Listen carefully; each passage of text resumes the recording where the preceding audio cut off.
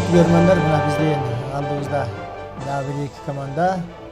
Бул биздин 2015-жылкы сезондун жабылышына карата өтүп аткан оюндарда Талас командасы менен биздин Суу Самырлык жигиттер, Суу Самыр командасы беттешет. Силердин алдыңарда бул ачык түстөгү көк футболкачан биздин Суу Самыр командасы жана кочкул көк футболкачан формачан жигиттерибиз Талас командасы Кыбыраев улан баштаган команда алдыда келатат. Эмесе биз ушул оюнчулар менен тааныштырып өтөлүк. Эки команданын катарында Талас командасында 1-номерде Кыбыраев улан команданын капитаны, Шерипбеков Урмат 2-номерде, Когелдиев Марлис, Майтыков Максат, Орозбаев Жоки, Ешиев Карпбек, Жапакеев Бактыяр, Кожогулов Алтынбек, Равшан уулу Урмат, Сүйүнбаев Айдин, Анарбек уулу Сейитбек деген жигиттер. Булар биздин Талас командасынын оюнчулары. Жана Суу Самыр командасы Койчукеев Нурманбет баштаган команда, Султан уулу Кубаныч, Алыбаев Тыныч, Мукаев Тилек, Бейшекеев Фархат, Туналиев Рустам, Аскаров Аскат, Досум уулу Дастан, Насыпбеков Азат, Шекетов Эрмек, Иманжан уулу Азамат жана Солтобаев Калыбек деген жигиттер. Алар биздин ушул бүгүнкү оюнда өздөрүнүн чеберчилигин көрсөтө турган жигиттер. Эки команданы көрөрмандар жакшы билишет. Кыргызстандын эң атактуу командалары силердин алдыңыздарда, урматтуу көрөрмандар. Жана да айтып кетелик, Талас командасы мына биздин быйылкы сезондогу эң күчтүү командабыз. Бардык турнирлерди жеңип, мына силердин алдыңарда быйылкы сезондун жабылышына карата өтүп аткан мелдешке дагы бир жолу өздөрүнүн чеберчилигин тартуулап, дагы бир ийгиликке жетебиз деген ой максат менен келишти. Аба ырайынын бузулганына карабай, мына талаштуу жигиттер жана биздин Суу Самыр командабыз.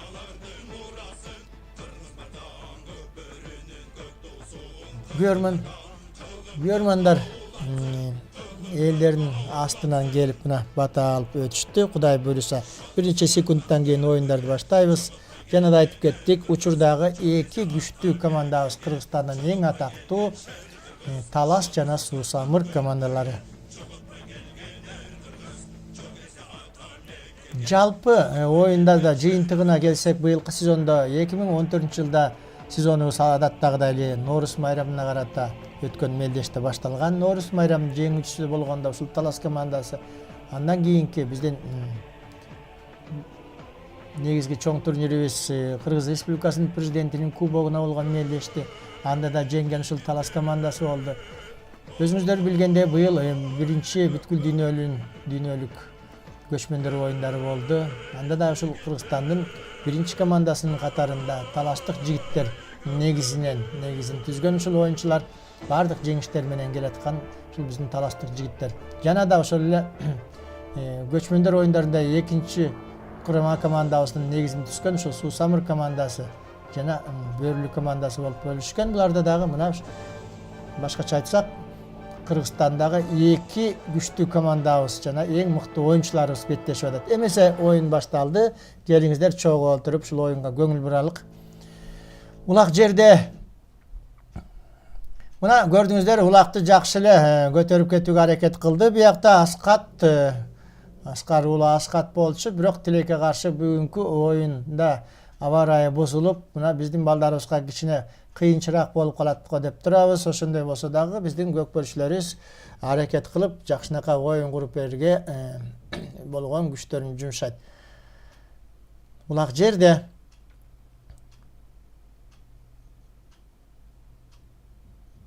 биздин эки күчтүү командалардын ортосундагы оюнда жеңүүчүнү алдын ала айтуу оңой эмес. Ооба айтып кеттик, быйылкы сезондордун бардык турнирлерде Талас командасы жеңип келет. Бирок эми момундай бүгүнкү чечүүчү оюнубузда акыркы сезондун жабылышына карата өтүп атканда Суу Самыр командасындагы бир өзлөрүнчө бир реванш алуу максатында келишкен. Айта кетелик, оңой менен уттура койбос. Анан да бул бүгүнкү аба ырайынын оордугу, аба ырайынын бузулушу ушул эки команданын чеберчилигине да жолтоо болбой койбойт. Аны ачыктан ачык айтып коелук. Бирок эми ошондой болсо дагы көрөбүз кимиси күчтүү экенин. Жана да айтып кеттик, Талас командасы быйылкы турнирдин бардыгын жеңип келген команда. Ал эми Суу Самыр командасы ошондой жеңишке талапкер. Мына бүгүн алар ушул сезондун аягында ушул байгени утуп кетсек деген максатта турушат. Улак ортада Улан Кыбыраев, атактуу Евро деген аты менен эки мыкты оюнчубуз ортада жана эки мыкты атты көрдүңүздөрбү? Мына ол көк атты карагалачы Байтур деген ат Кубанычтын аты.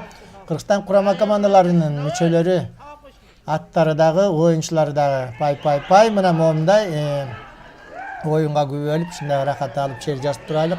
Балдардын чеберчиликтерине ушундай аттарды таптап тарбиялап өстүргөн ушундай жигиттерибизге рахмат айтып, ыраазы болуп турайлык. Караңыздарчы, бул эмне деген оюн? Мына ушундай оюнубузду дүйнө жүзү келип көрүп, суктанып атат. Кандай гана болбосун, аба ырайы ушундай жаанда болобу, балчыкта болобу, кар үстүндө болобу, баардыгы кызыгуу менен ушул биздин борборубуздагы Ак Булат майданына келип турушат. Мына бүгүнкү дагы оюнда чыныгы күйөрмандар аба ырайынын сууктугуна бузулганына карабай келип ушул оюнга күбө болушуда. Көрөлүк эмесе, урматтуу күйөрмандар, келиңиздер. Бизде Кубаныч менен Улан мына 1 мүнөттөй өздөрүнүн оюнун көрсөтүп беришти. Бул жерде тактикалык оюнда жатат. Мүмкүн азырынча улакты еңбей, атаандаштарын еңдирбей, мүмкүн башка оюнчулар келсе, мына Урмат келген экен. Биякта Урмат, биздин Раушан уулу Урмат өзүнүн кашкаты менен Ахиллес деген ат. Бул Талас командасынын мыкты оюнчуларынын бири. Жаш болсо да жана анын атаандашы мына Азат Насыпбеков, Айтумар деген аты менен. Улак 32-35 килограмм болуш керек эреже боюнча. Ал эми мындай аба ырайы бузулуп, жер оор болуп калган учурда 30 килограммга чейинки улактап келип таштаса да болот. Ушундай эреже кабыл алынган. Себеби момундай балчыкта улактын салмагына дагы бир 5 килограммдай дегенде бир 5 килограммдай салмак кошулса керек. Андыктан ушу балдарыбызга кыйыныраак болуп калат. Чоюн билек балбан жигиттери сулакты көтөрүп эле жатат, бирок жанагындай жыр сыйгалак болуп атпайбы, улак жылмышып колдон чыгып кетип атат. Мына ошол жагы кыйынчылыкты туудуруп атат да бул балдарыбызга. Болбосо балдарыбыз, улакчыларыбыз жакшы эле аракет кылышууда. Урмат Раушан уулу бул жигиттин минген аты дагы өзү да мыкты экен, жана да айтып өттү. Кыргызстан курама командасынын мүчөсү. Урматтын атасы да атактуу улакчы болгон. Азырда мына биздин жаш балдарга тарбия берип жүргөн Асанов Раушан учурда адыр менен уулу ойноп жүрөт. Ал эми Раушан улак биздин бул жаңы эрежедеги көкбөрү оюнубуз жаңы башталганда өзүнүн Бурул деген аты менен Кыргызстанга гана эмес, Казакстанга чейин бардык Борбор Азиядагы мамлекеттерге таанылган жигит болгон, атактуу оюнчулардан болуп, биздин 97 Манас 97 фестивалынын жеңүүчүсү, Кыргыз Республикасындагы Кыргызстандын кубогу, президентинин кубогун жеңген жигит болгон. Мына азыр эми кезек уулуна келип, быйылкы жылы Урмат бардык мелдештерде өзүнүн Талас командасынын катарында ойноп, жеңиштерге жетишип атат. Ушундай балдарыбыз өнүгө берсин, өсө берсин, ушуларга ийгилик каалайлык. Ал эми биздин улагыбыз дагы эле жерде, урматтуу көрөрмандар, кайрадан улакчылар ортого алмашты. Баягы эле Улан менен Кубаныч келген экен. Евро деген ат менен Улан жана көк ат менен Байтур деген ат менен бул биздин Кубаныч Суусамыр командасы жана Талас командасы. Келиңиздер, дагы кичине унчукпай коя турайлык, эмне болор экен, кандай аракеттер жүрөр экен.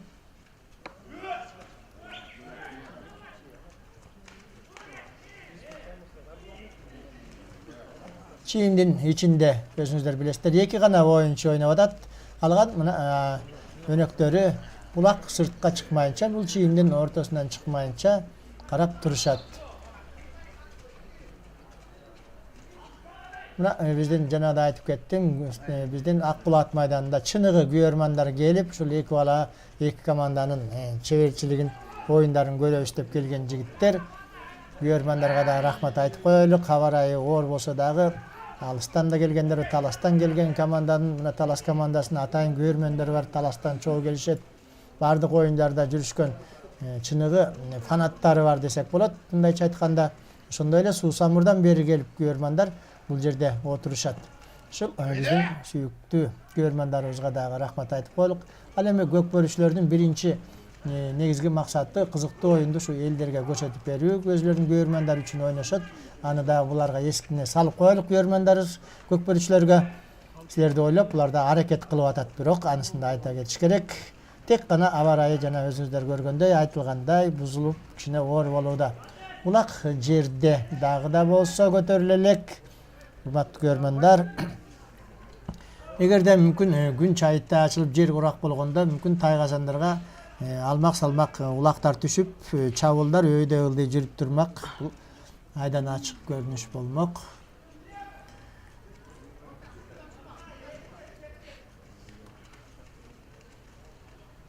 Улан Кыбыраев Улан менен Кубаныч Султан уулу.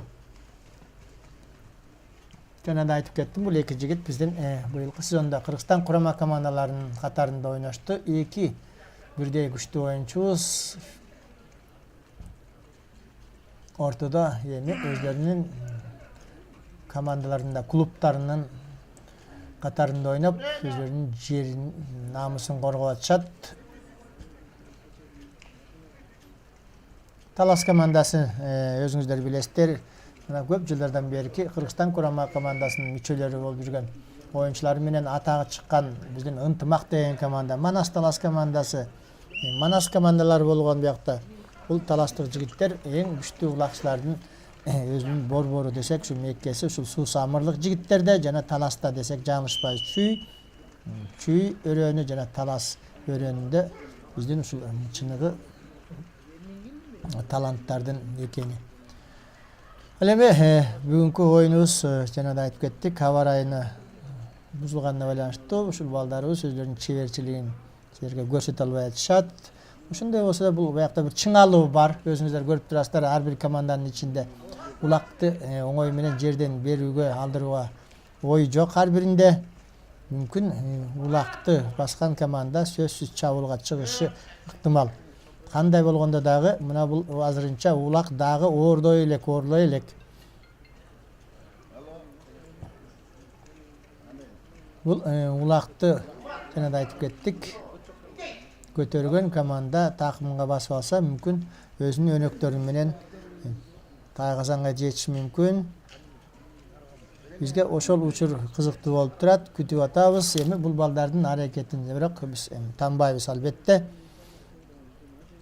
Быйылкы сезондун жабылышына карата өтө турган мелдешке, биз мелдешти Кыргыз Республикасынын чемпионаты менен бирдей байланыштырган бул өлкөбүздүн да чемпионаты болмок. 2014-жылкы Тилекке каршы ал ой ишке ашпай калды. Бул жерде аба ырайынын ушундай татаалдыгына, бузулгандыгына байланыштуу биздин алыскы региондордон командаларыбыз да келген жок. Эмнегедир кечирээк айтылып калды, мүмкүн Нарын областында дагы, ошол Ош Жалал Абад областында да мыкты командаларыбыз бар. Бизге ушул региондордон командалар ойносо, ушул абдан кызыктуу болмок. Кечиресиздер, мына бирден бир жолу улак жерден көтөрүлүп кадыр эми байкашып көрөлүк. Улак азыр кимде экенин талаштык жигиттер улакты көтөрүп, мына Урмат Шерипбеков улакты жерге эми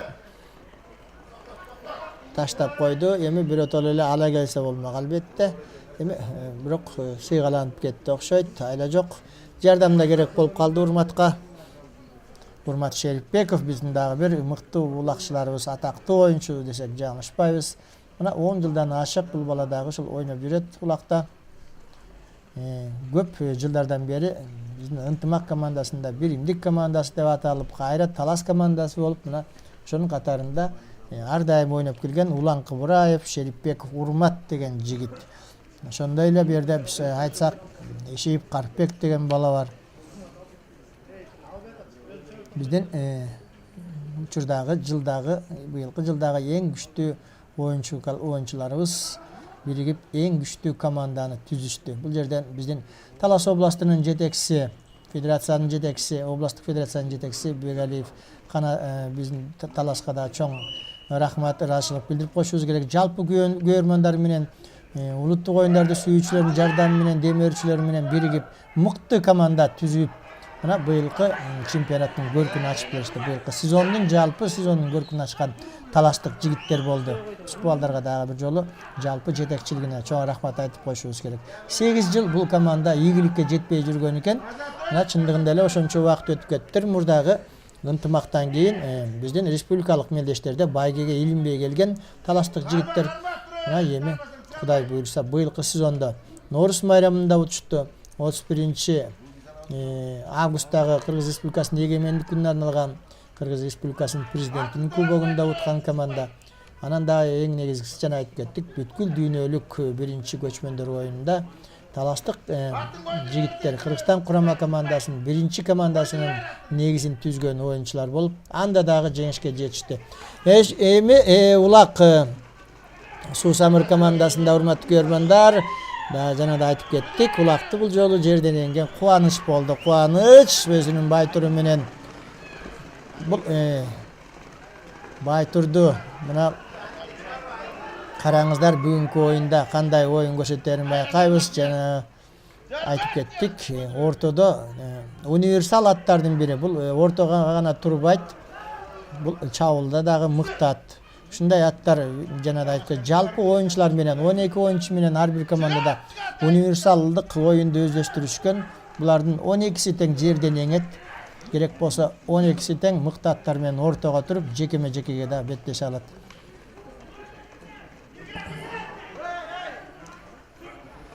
Мына бул жерде көрдүңүздөр, жер оор болуп, аттардын күчүнө салып, таластык жигиттер өзүнүн тайгазанын кайтарып калышты. Эреже бузулган жок албетте, тек гана жана айтып атабыз, жер оор болуп, ат баты менен жыгылган Кубаныч. Улакты мындай учурда ортого алып келип ташташат. Оюнду атайын ортодо калысыбыз, балдарыбыз жаракат албасын деп токтотуп койду. Аны дагы айта кетишибиз керек. Негизинен ушу балдар аны туура түшүнүп кабыл алып жүрүшөт. Улакчыларыбыз, көкпөрүүчүлөр тайгазанын тегерегинде өтө коркунучтуу жагдайлар пайда болуп калууда. Себеби бул эки команданын минген аттарынын баары тең мыкты, күчтүү, оңой менен тайгазанын жанынан бири-бирине алдыра койбойт. Бири-бирин кийип, жөөлөп, түртүшүп, жыйынтыгында момундай жерден сыйгаланып аттарыбыз да жыгылып калып атат. Ошон үчүн балдарыбыз жыгылып травма албасын деп, бала жыгылгандан кийин тезинен оюнду токтотууга аргасыз болууда. Улак кайрадан ортого алып келиш керек. Эми жана да көрдүңүздөр, улакты бир эмес эки өлөп арам көтөрүп келип аткандан кийин дагы күтүүгө бияктан аргасыз болуп атабыз. Жок, улак келди.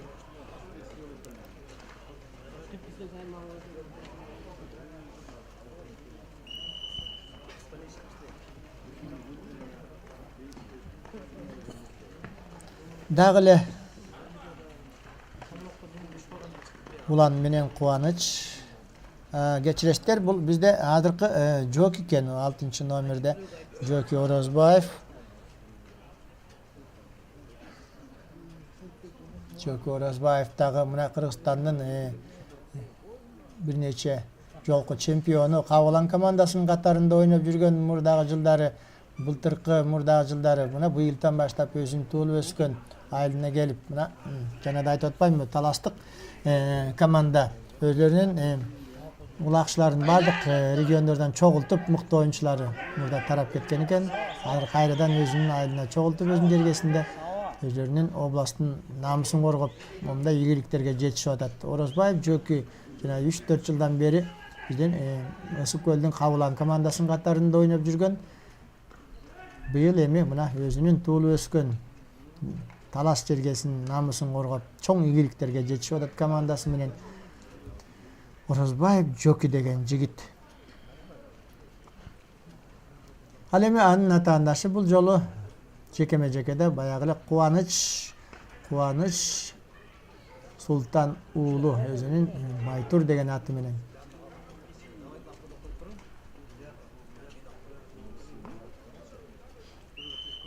Көрдүңүздөрбү, аттар да кандай намыскөй болот, оңой менен атаандаштарына алдыра койбойт экен. Эми урмат менен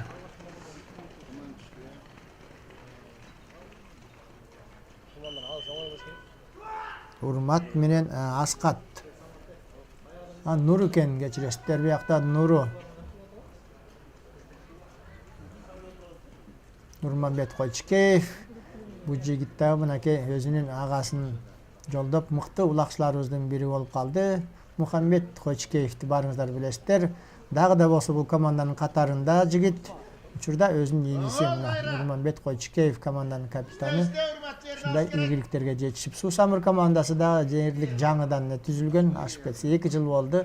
Бул жигиттерге 2 жылдын ичинде булардын да демөөрчүлөрү, жалпы айылдагы улуттук оюндарды сүйүүчүлөр, көкбөрү көрмөндөрү ушундай бир ынтымак менен мыкты аттарды алып берүүгө жардам берип, атактуу Суу Самыр айылы кайрадан көкбөрүдөгү алдыңкы командалардын катарына кошулуп атат. Буларга да биз ийгиликтерди каалайбыз. Ушундай улуттук оюндарыбызда күчтүү командалардын чыгып кошулуп атканы биз үчүн абдан кубанычтуу болуп атат. Суу Самыр, Талас командасы бүгүнкү 2 күчтүү команда мына силердин алдыңарда өзүнүн чеберчилигин көрсөтүүдө. Жана да айтып кеттик, булак кичине оор болуп, оюндарыбызды өткөрүүгө кыйын болуп атат.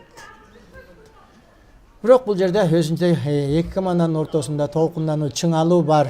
Бир эле ката кетсе, мүмкүн атаандаштары аны текке кетирбесе керек. Урмат.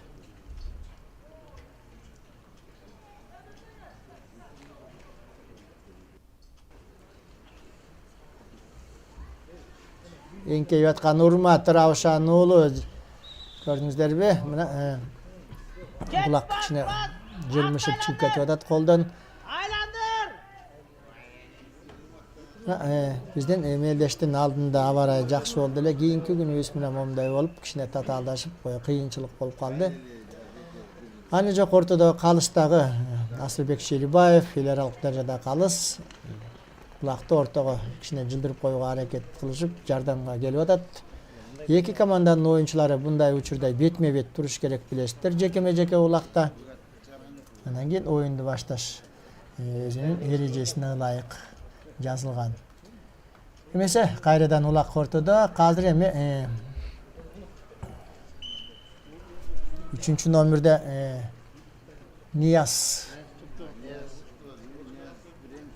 Ниязбеков Нияз деген жигит, бул Талас командасында бу дагы көп жылдардан бери ойноп жүргөн белгилүү улакчылардын бири.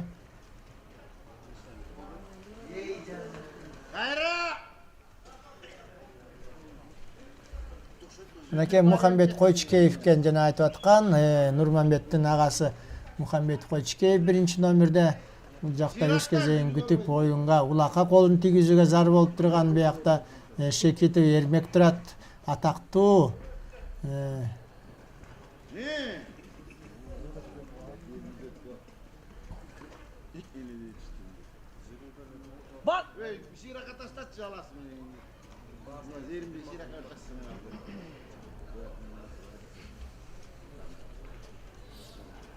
улак жерде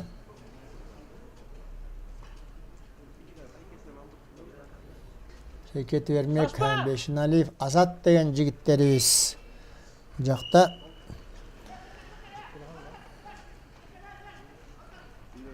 Булак кайрадан качан жерден көтөрүлөр экен деген ой менен турушту. Ошентип, урматтуу көрөрмандар, биздин оюнубуздагы 1 тайм аягына чыгып калды. Көрдүңүздөр, жалаң ушул ортодогу улакты карап отуруп, биздин убактыбыздын өткөнүн да билбей калыптыр.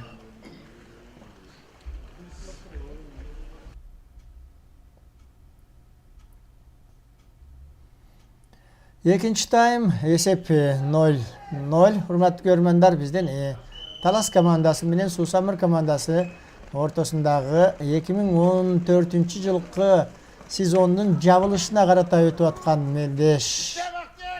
Эң кызыктуу, эң чыдамсыздык менен күтүлгөн оюнубуз мына бүгүн момунтип оор абалда аба ырайынын бузулушуна байланыштуу жерден улак көтөрүлбөй, көрөрмандарыбыздагы баарыбызда кызыгуу менен карап турабыз. Качан улак көтөрүлөт деген ой максатта, жок дегенде бир тайгазанга түшүп калса деген оюн, кызыктуу оюндарды, бир комбинацияларды көрсөк деген ой менен баарыбыз күтүп турабыз. Мына дагы да болсо улак жерде көтөрүлгөн жок. 8 номерде бул биздин дагы Бактияр деген дагы жаш оюнчубуз. Жапакей Бактияр аракет кылып улакты эңүүгө. Бул эми улакты өздөрү да эңбей, же атаандашты эңдирбей коюу ыкмасы. Бул тактика үйдө даярдаган эми, анын деле кереги жок болуш керек. Азыркы учурда жер ордо аны тим койсо деле оңой менен көтөрүлбөй турган болуп калды улагыбыз дагы.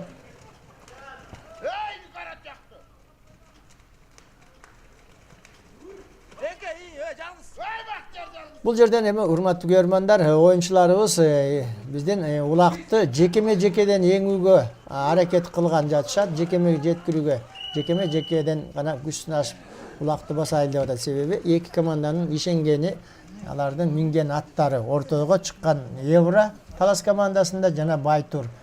Бул жана байкадык, Байтурдагы азыр табында экен.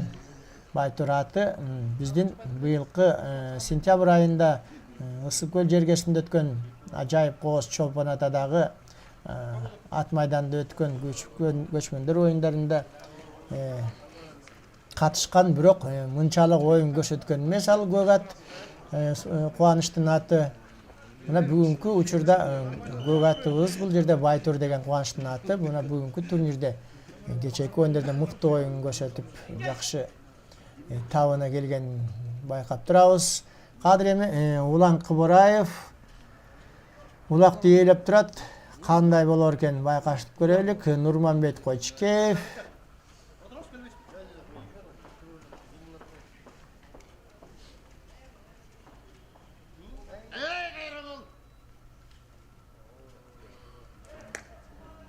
Улан Кыбыраев Ахиллес деген атты минген экен бул жолу. Биринчи таймда көрдүңүздөр, Евроны минип отуруп, аны да чарчатканбы. Кадыр эми ат алмаштырып атышат көрөбүз. Бул ортого турган дагы бир мыкты ат талас командасында Ахиллес деген ат.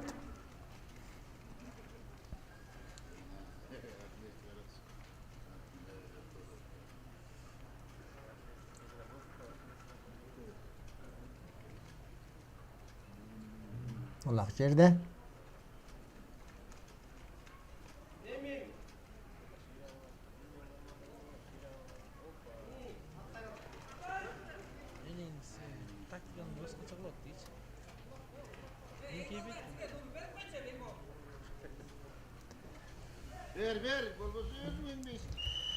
Жок, бул оюнчуларыбыздагы мынакей улакты ортодон эң алышкан жок. Дагы да болсо улак жерде. Кана көрөбүз кандай болор экен бул ирет. Дагы эле келип өзүнүн Евросын бул жолу Евроны Урмат минген экен. Урмат жана Рустам Тыналиев чыгыптыр. Урматка бул жерде улакты эңсиндеп турат Рустам Тыналиев. Рустам Тыналиев дагы мына биздин Кыргызстан курама командасынын мүчөсү. Бул экинчи таймда биринчи жолу ортого чыгып атат.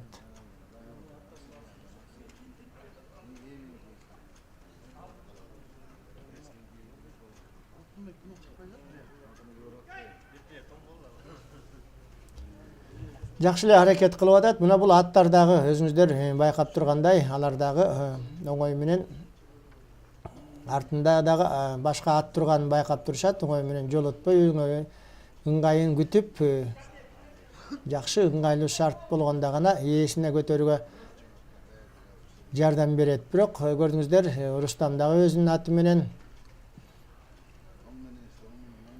атаандашын акырын карап турат. Жерден көтөрүлгөндө эле шап барып баса калайын, жулуп кетейин деген ою да бар анын. Эми ошол ой ишке ашабы жокпу байкаштырып көрөлүк. Жана да айтып кеттим, урматтуу көрөрмандар, быйылкы мына сезондун жабылышына карата өтүп аткан мелдешибиз биздин Кыргыз Республикасынын 2014-жылкы чемпионаты менен кошо өтмөк. Тилекке каршы ар кандай себептер менен биздин республикалык чемпионатыбыз өтпөй калды.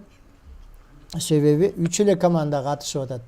Булдай мелдештин жүрүшү эмне себептен болгону азырынча толук белгисиз. Бирок аба ырайынын момундай татаалдыгына карата байланыштуу биздин алыскы региондордон командаларыбыз келбей калды деп жатышат.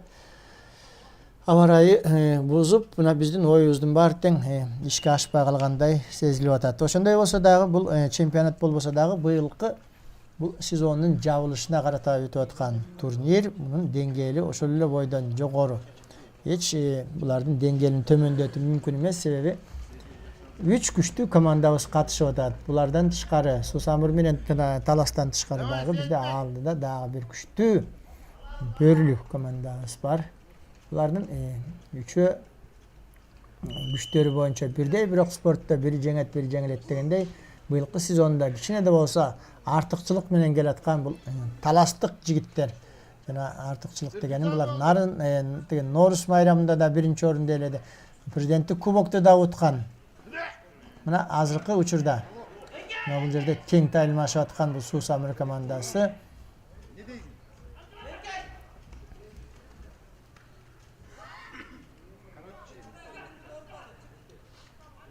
Булакты жерден эми Сусамырлык жигиттер көтөрүүгө аракет кылып аткан жок. Бул дагы болбой калды. Азат Насипбеков. Азат Насипбеков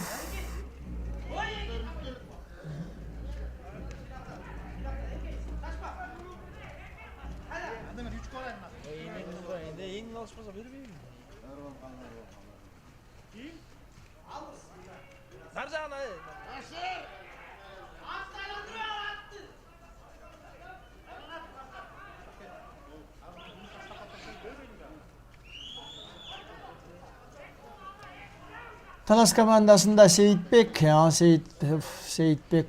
дагы ортого чыгып көрдү. Бу дагы жаш болсо дагы балбан, карлуу жигиттер менен атактуу Анарбектин уулу, Анарбек Алсеитов, Ташчайнардын уулу. Мына бул да Кыргызстан курама командасынын мүчөсү, республикабыздын чемпиону болуп, Кабылан командасынын катарында ойноп жүргөн. Мына быйылдан баштап быйылкы сезондо жана да айтып кеттик, Талас командасына келди. Өзү Аламедин районунун Арашан айылынын кулуну. Мына жалгыз бирден бир легионер десек туура болот окшойт бул Талас командасында. Бирок эң мыкты оюнчулардын бири. Бул Сейитбектин дагы өзүнүн салымы чоң. Талас командасынын быйылкы ийгиликтеринде жана да айтып кеттик, Талас командасы быйыл өзүнүн мыкты улакчыларын чогултуп, башка региондордо, башка командаларда ойногон оюнчуларын алып келип, жана Жоки, Айдин сыяктуу балдарды өзүнүн балдарын алып келип, быйылкы бардык жеңишке, ийгиликтерге жетишип атат. Кадыр эми улак көтөрүлдү, эмесе көрөлүк кандай болор экен, жана айтып кеттик. Сейитбек улакты жакшы эле жулуп алды эле Азаттан. Кайрадан Сейитбек эми оор болуп калды окшойт. Бул жерде 8 ат бири-бирине жолтоо болуп,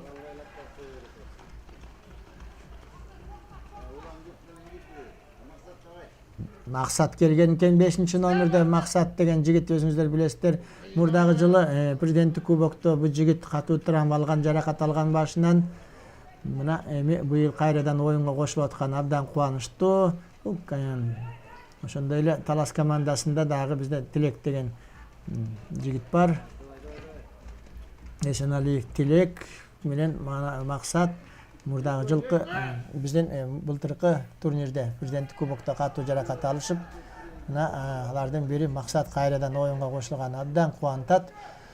Өтө коркунучтуу, татаал курч мүнөздө өткөн мындай бир көп жаракат алуучу оюндардын бири көкбөрүчүлөр, эрендердин эр оюну чыныгы эр жүрөк жигиттер гана ушундай көкбөрүнө тартат экен. Биздин андай жигиттер, кыргыз жигиттери, ушуларга биз өзүбүз таң берип, суктанып, сыймыктанышыбыз керек ушул балдарыбыз менен. Дүйнө жүзү таң калып атат ушундай эрендердин эр оюну деп. Мына биздин улуу Чыңгыз агабыз да бекеринен айтпаса керек, ушундай эрендерин мурас кылып калтырган ата бабаларыбызга кулдугум бар, деп Чыңгыз Төрөкуловдун мындай кандай бир өзүнчө эле бир керемет баасы бар сөзү. Улак кайрадан эми ортого ташталмак болду. Урматтуу көрөрмандар, өзүңүздөр байкагандай, дагы да болсо улак жерде жатты. Ошону менен бүгүнкү оюнубуз ушинтип бүтүп калабы дегенде коркунучтуу болуп атат. 1,5 таймыбыз да өтүп калды. Улакты кайрадан ортого ташташ керек болуп турат.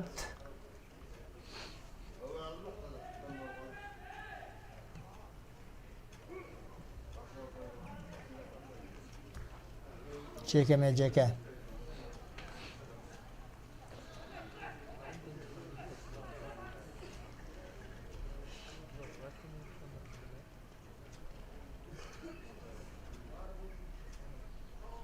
Niyaz çıkıptır. Niyaz.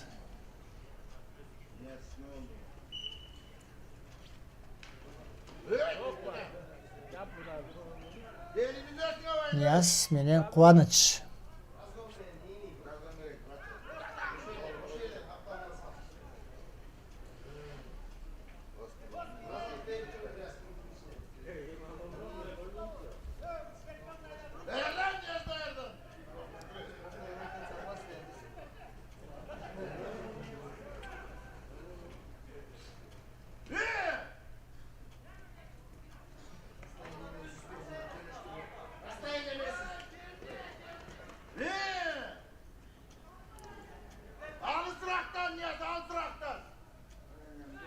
Bu oyunda özünüzler bayqaganday Niyaz tek qana ataandaşın ulaqты еңдирбөө үчүн чыккан экен, мыкты күчтүү атты минип алып, атаандашына жолтоо болуп гана турат. Өзү еңген жок көрүп турасыздар. Бул бүгүнкү мелдеште Сусамыр командасы сөзсүз жеңсек деген ой менен келишкен. Буларга жеңиш гана керек да, себеби Bular bıyılkı sezonda Talas komandası bir de jolu жеңилүүгө душар болгон эмес. Андыктан булардыкы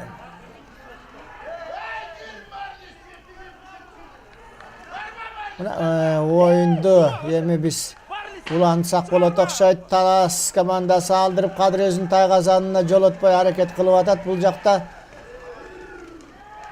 Балбан жигитибиз Кубаныч Шакыры алды, улакты көрдүңүздөр. Өзүнүн Байтур деген ат менен өнөктөрдүн жардамы менен чабуулга жакындап келатат.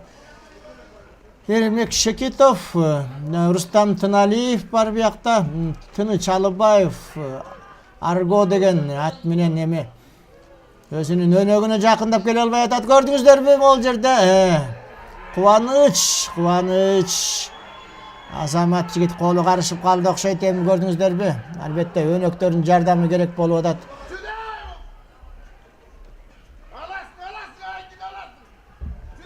Рустамга өткөрүп берди. Рустам Тыналиев өзүнүн тел торусу менен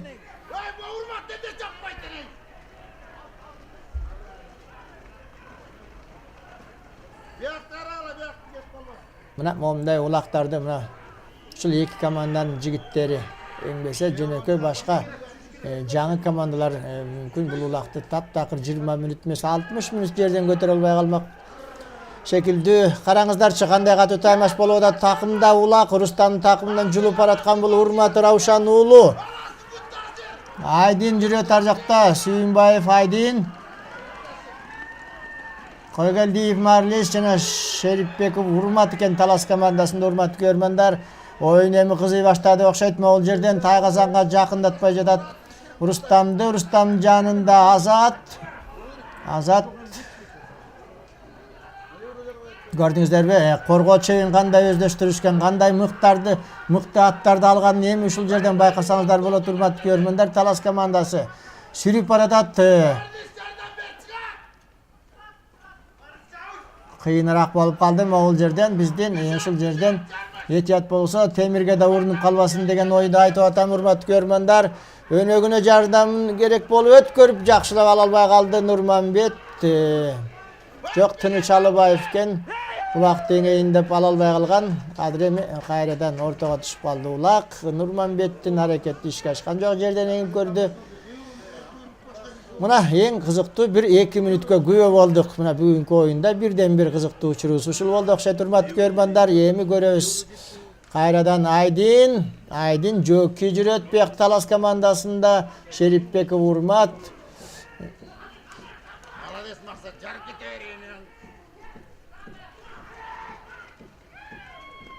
Эми бул жерде бекер эле аттарды урдуруп атышат.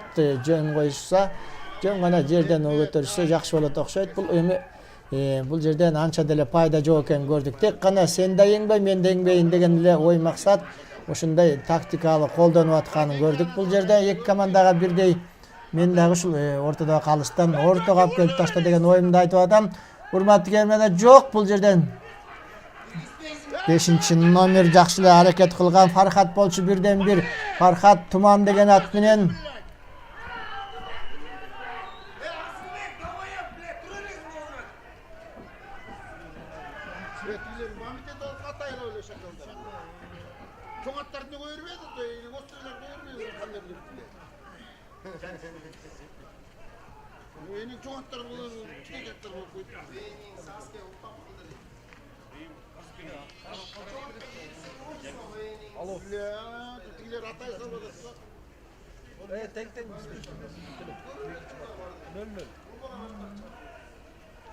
Manake dep turup ulakты ортого ташта дейсиңер дегенде кылды окшойт бул жерден дагы. Давай, алгылач жерде болду, ey!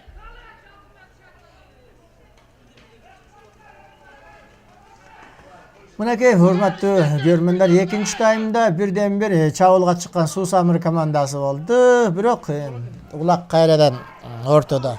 Өзүңүздөр байкагандай Талас командасы жолоткон жок. Тайгазанына баягы эле кубаныч аракет кылып аткан. Кака келет, деді. Дегеле мен ушул кубаныч менен уланды. Быйылкы сезондогу эң мыктуу улакчылардын Өзің бір басчы. бири десем жаңылышпайм. Менин оюмда ушул ой команданын негизги алдыга сүрөп ийгиликтерди жараттырга чоң салым кошкон ушул Кубураев Улан жана Кубаныч. Себеби булар ортодогу улакты эңип, өнөктөрүнүн жардамы менен Тайгазанга жеткирип, Тайгазанга салып атканда ушул жигиттер болду. Быйылкы сезондогу эки атактуу оюнчу, мыкты оюнчу деген наамга татыктуу жигиттер деп ойлойм. Эми аны биздин Республикалык Көкбөрү Федерациясы өздөрү чечсе керек. Эгер ошондой мыкты оюнчуну атайбы, атабайбы жок. Бул жылдын аягында аны федерация өзү билсе керек.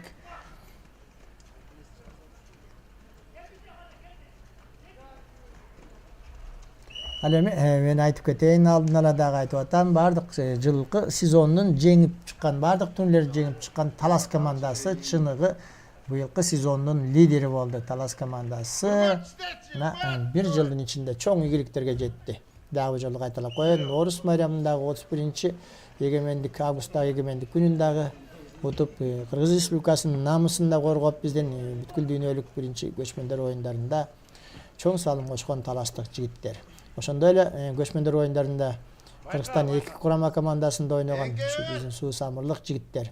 2 атактуу регион Талас жана Чүйөрөнү, Суусамыр жергесинин кулундары менен таластык жигиттер улактар чыгат. 2 күчтүү команда Суусамыр жана Талас. Ушундай оюнга күбө болуудабыз. Улак жерде, урматтуу көрөрмандар, атаганат эгерде жер кургак болгондо мүмкүн биз ушул 2 команданын кимиси бүгүнкү турнирде жеңип чыгаарына күбө болмок окшойбуз.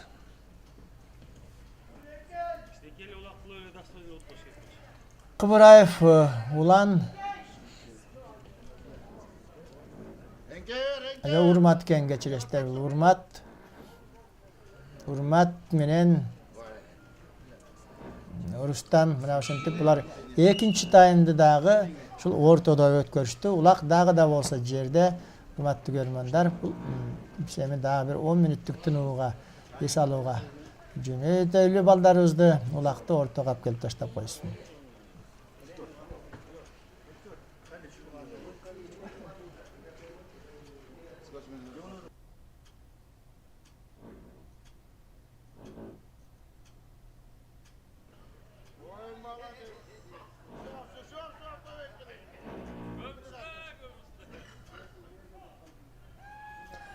Кеттик эмесе, биздин 3-чү тайм, урматтуу көрөрмандар. 3-чү тайм өзүнчө эле бир чечүүчү тайм болуп калды. Негизги 20 мүнөт убактыбыз калды. Кимиси жеңер экен, өзүңүздөр байкадыңыздар. 2 команда бири-бирине 2 команда тең болуп атат. Эгерде бул бүгүнкү оюндун жыйынтыгы эгерде ушул бойдон 0-0 эсебинде калса анда Талас командасы бул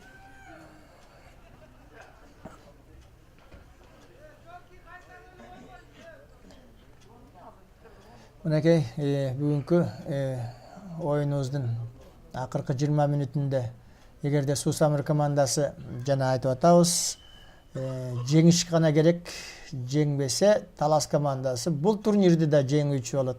Себеби булар биринчи күнү Бөрүлү командасын 13-0 эсебинде утушкан экен. 13 жана биздин Сусамыр командабыз Бөрүлүнү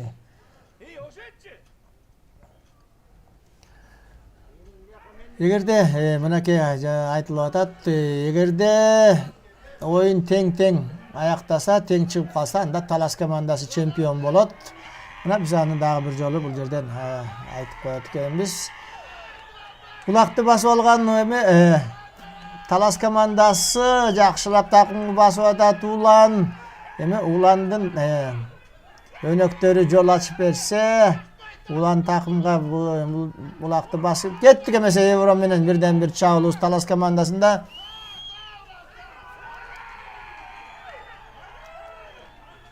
Султан уулу Кубаныч бул жолу улакты ортодон алдырып коюп ичине күйүп калды. Ичи күйүп турат азыр эми Уланга жети булакка жабышып жүргөн Кубаныч Анжанда Тыныч Алыбаев биздин эң атактуу оюнчуларыбыздын бири Шерипбек Урмат.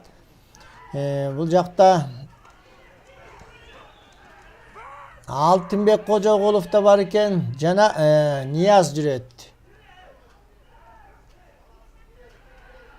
Талас командасында Эбрам менен Улан Кыбыраев Тайгазанга жакындаган турат, эмнеси болсо дагы. Аябай ушул жерден биздин биринчи чабуулу Талас командасында Тайгазанын жанында турат. Эми көрөбүз аттары кимисиники күчтүү экени жок. Талас командасы дагы сүрүлүп чыпырдатып кечиресиздер. Улан кайрадан Кыбыраев Улан, Тыныч Алыбаев, Азат Насыпбеков.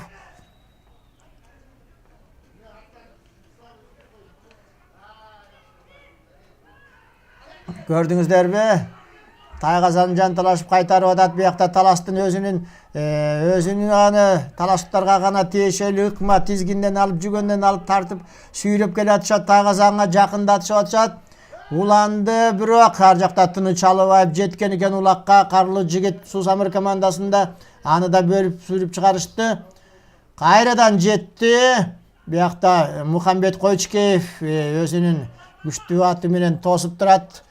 Улан Кыбыраев ошондой болсо дагы улакты такымга басып жүрөт. Көрдүңүздөрбү кандай кызыктуу учур. Мына момундай оюн татаал болуп, жер оор болгонуна карабай Талас командасы Ниязда улак өткөрүп берген жок. Кечиресиздер, бул бизде Алтынбек экен. Алтынбек аттарды алмаштырып минген экен. Кожогулов Алтынбек дагы биздин атактуу мыктуу улакчыларыбыздын бири. Бул дагы учурунда Сусамыр командасында ойногон. Өзүңүздөр билесиздер, Сусамыр командасынын катарында көп жылдардан бери ойноп атагы чыккан Кожогулов Алтынбек азыр өзүнүн туулуп өскөн айылында Талас жергесинин намысын коргоп атат. Бирок аны оюнун мыкты өздөштүрүп, мыкты билген жигиттер, өзүнүн атаандаштары, бул ирет Сусамырлык жигиттер аны оңой менен жөн койбос аутка сүрөп чыгарышты. Пай, мына кандай жерде бир кызыктуу, бир өзүнчө бир көрүнүш болду. Татаал бир курч мүнөздө оюн өтүп, ошо менен кайрадан биз аутка чейин жеттик. Улак ортого алып келип ташталсын, жекеме-жеке.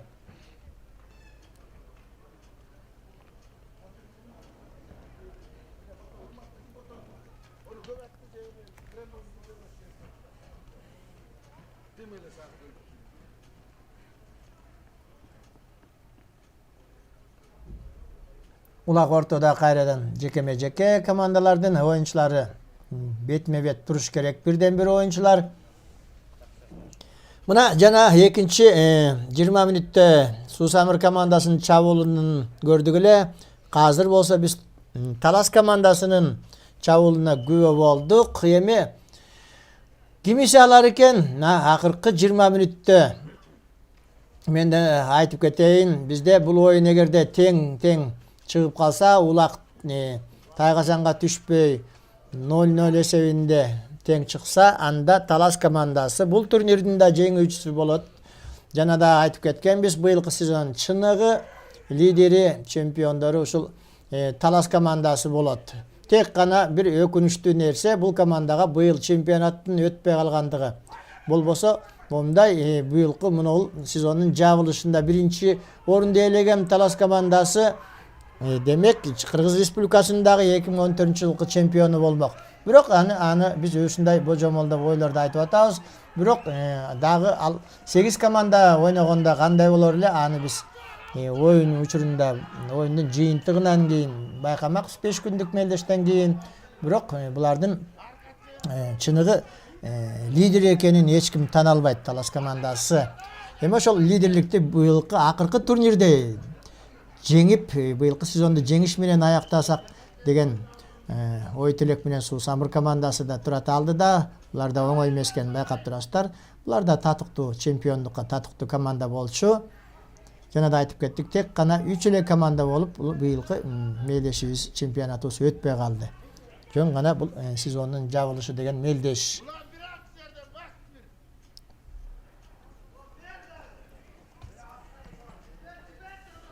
Жекеме-жеке Султан уулу Кубаныч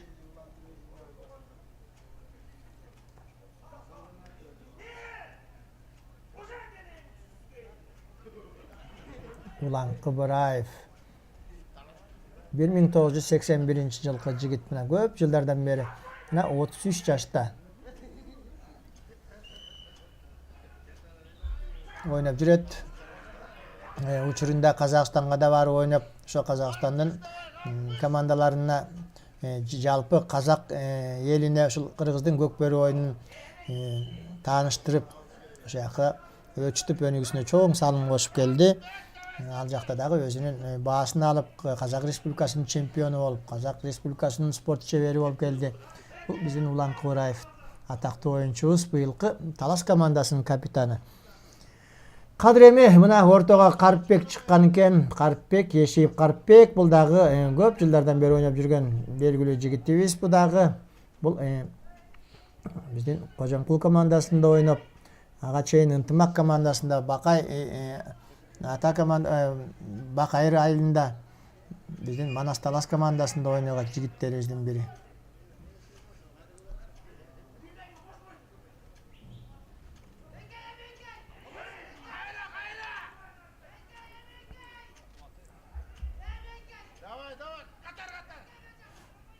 Нурманбет Койчукеев. Көрдүңүздөрбү, Талас командасы анча ортодогу улакты эңүүгө аракет кылган жок, тек гана атаандаштарына эңдирбей деген ушундай бир ыкманы колдонуп атат. Бул эми жана да айтып кеттик, эгерде оюн тең аяктаса, анда быйылкы сезондун жабылышында дагы биринчи орунду Талас командасы ээлейт. Бирок убакыт көп ошого байланыштуу. Мына Ешиев Карпбекте жанталашып аракет кылып атат, Ахиллес деген ат менен Ешиев Карпбек жана Нурманбет Койчукеев болчу. Бул балдардын дагы оюнун көрдүк, урматтуу көрөрмандар. Ортого кайрадан башка жигиттер, башка оюнчулар, башка аттар менен чыгыш керек. Бул биздин акыркы оюнубуз. Сезон жабылышына карата алдыда да бир 10 мүнөттөй убактыбыз бар.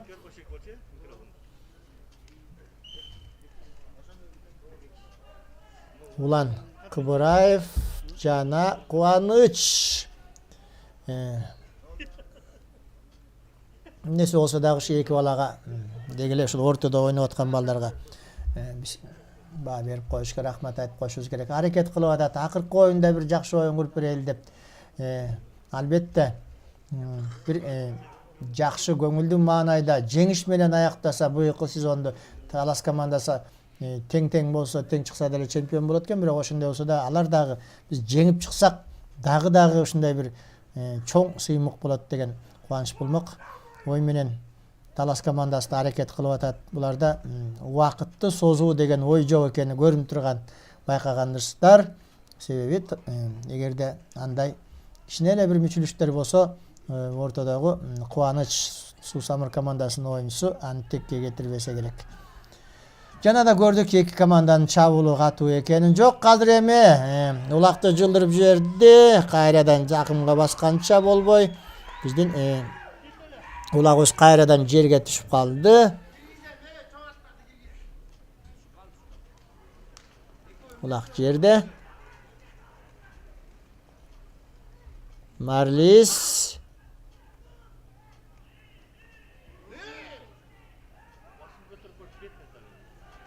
Kayrasal Maris 11'ge. Çoğatların ne olduğunu İslam'ın. Şunlar koyup görmüyor. улак ортого эки команданын оюнчулары жакшы эле аракет кылып атат. Бирок дагы эле ортого алып келип ташташ керек болуп калды окшойт. Себеби ар бир оюнчу өзүнүн атаандашы менен экиден бөлүнүп калган экен бул жерде. Талас командасында дагы Айсары Акжал кошулду Жокүнүн. Жоки өзүнүн Акжалы бүгүнкү оюнда биринчи жолу ортого чыгып атат. Бүгүнкү оюнда мен биринчи жолу ушул Акжалды көрдүк. Aydın davay.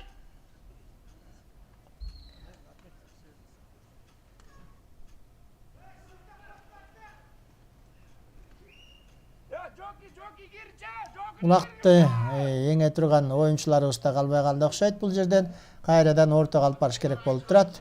Жекеме жеке урматтуу көрөрмөндөр, ошентип биздин бүгүнкү акыркы мелдешибиз дагы 2014-жылкы сезондун жабылышына карата өтүп аткан 3 команда ортосундагы мелдешибиз дагы аяктап баратат. 7 мүнөттөй убактыбыз бар. Эсеп Талас менен Сусамыр командасынын ортосунда оюн 0-0. Эгерде дагы бир 5 мүнөттүн ичинде эсеп өзгөрүлбөсө, оюн ушул менен аяктайт экен. Жана Талас командасы быйылкы сезондун жеңүүчүсү болуп, толугу менен 100% бардык мелдештерди уткан команда болуп, чыныгы чемпион катары эсептелет. Албетте Кыргызстандын чемпиону деген наам ал өзүнчө болмок, бирок ошол наамга жетпей калганы бир чети ушул таластык жигиттерге өкүнүчтүү болуш керек. Кадыр эми улакты көтөргөндө жигиттер дагы да болсо аутка чыгып кеттик оюн таласынан. Кайрадан биз улакты ортого алып келүүгө аргасыз болуудабыз. Ошентип мына биздин 3-чү таймыбыз да аягына чыгып баратат. Урматтуу көрөрмөндөр, 2-20 мүнөттүк убакытта биз 2 чабуулду көрдүк. Биринчи таймда 20 мүнөттө чабуулга чыга алган жок командалар. Экинчи 20 мүнөттө Сусамыр командасы бир чабуулга чыгып, ал эми мына бул биздин 3-чү таймда Талас командасы улакты басып алып Тагазанга чейин барып катнакай атаандаштына коркунуч туудурган. Бирок улак Тагазанга түшкөн жок, дагы да болсо жерде. Жекеме жеке урматтуу көрөрмөндөр,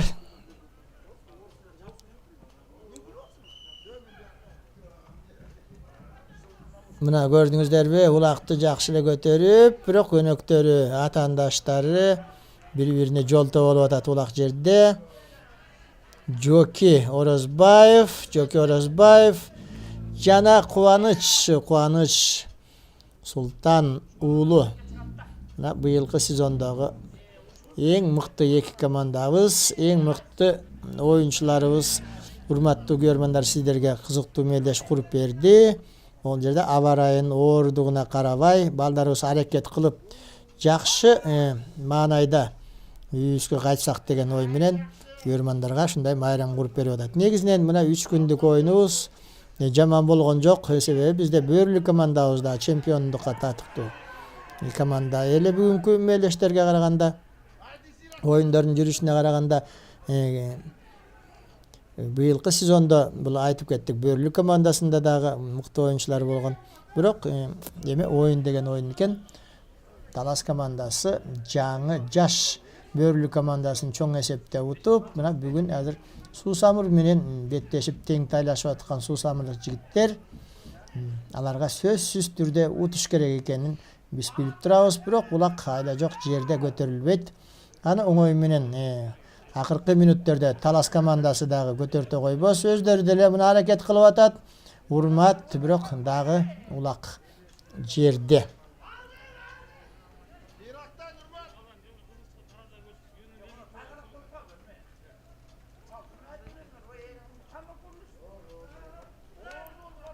Эми Сейитбек улакты еңиш керек. Мына ал жерде көрдүңүздөр, алаксып калышты таластык жигиттер.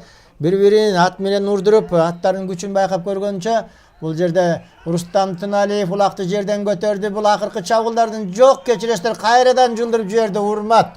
Раушан уулу Урмат өзүнүн өнөктөрү менен Жөккү жүрөт жанында. Жөккү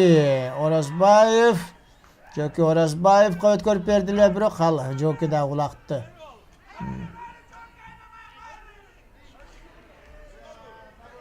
Рустам Тыналиев аттын үстүнөн аз жерден жыгылып кала сактады, бирок эми бул улакты кайрадан ортого алып келип таштабаса болбойт. Бул жерде улак көтөрүлбөйт.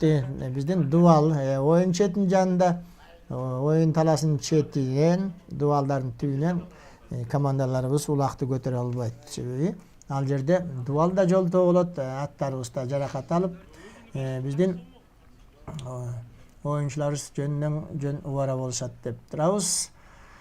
Акыркы 3 мүнөттөй убакыт калды, урматтуу көрөрмандар. Биздин оюнубуз аяктап баратат. Бүгүнкү мелдеш, мына 3 күндүк мелдеште айланпай иреттүүндө болгондон кийин бул оюндун жыйынтыгы ушул эгерде эсеп ачылбаса, эгерде Тайгазанга улак түшпөсө 0-0 эсебинде аяктайт.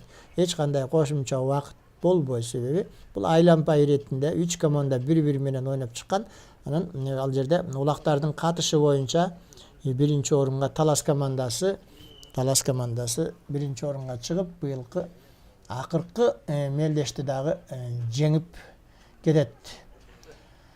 Улак эми мондай акыркы минуталарда көтөрүлдү. Жер кургагыраак болгон эле, тогорушуп кала турган жери эле ошол жери калгандай.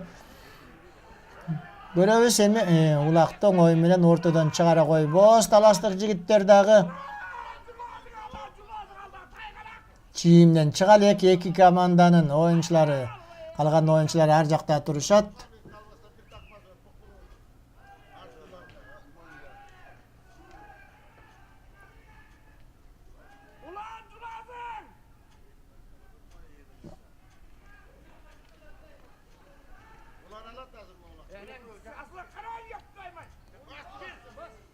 Эми акыркы чабуулга кезек келди окшойт. Суусамыр командасында жок, бер жагынан Улан Кыбыраев, биякта Нияз, 11 номерде Сейитбек, жана бул Марлис экен. Марлис деген жигитибиз, Койгелдиев Марлис, Талас командасынын оюнчулары. Эми биздин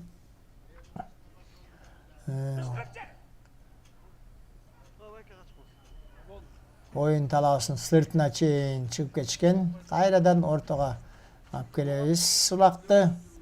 Ошентип, урматтуу көрөрмандар, мына биздин оюнубуздагы сезонубуз жылкы 2014-жылкы сезонубуз аягына чыгып калды.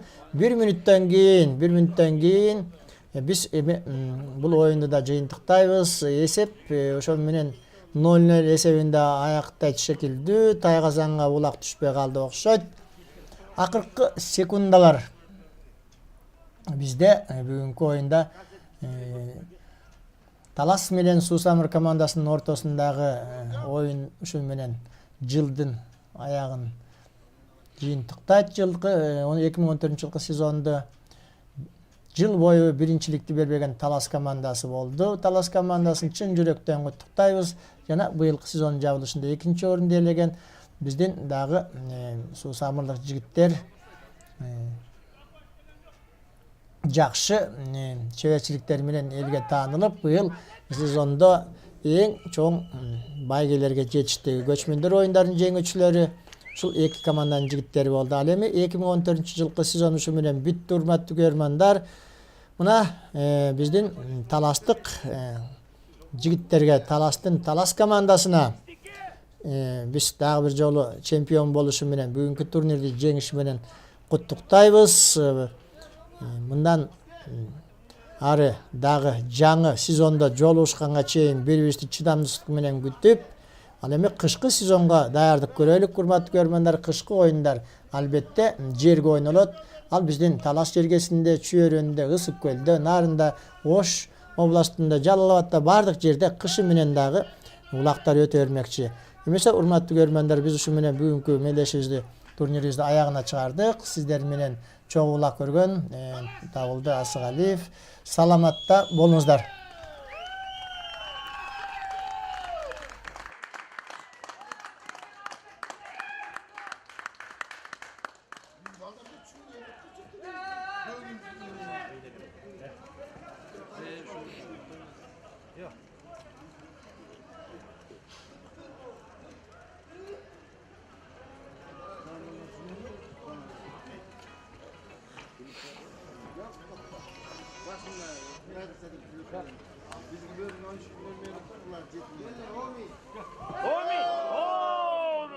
Kulak olmarga tart vermesin. Talas çempiyon!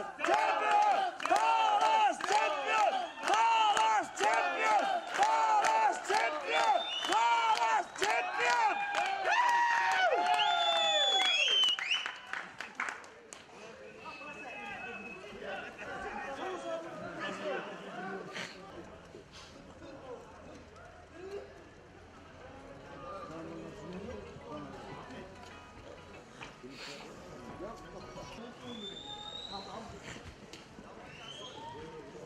Bunlarga ne nimet koyuyorlar, batıver koyuyorlar. Amin. Daştaptılar. Yeri var. Buraya kolağına da böyle.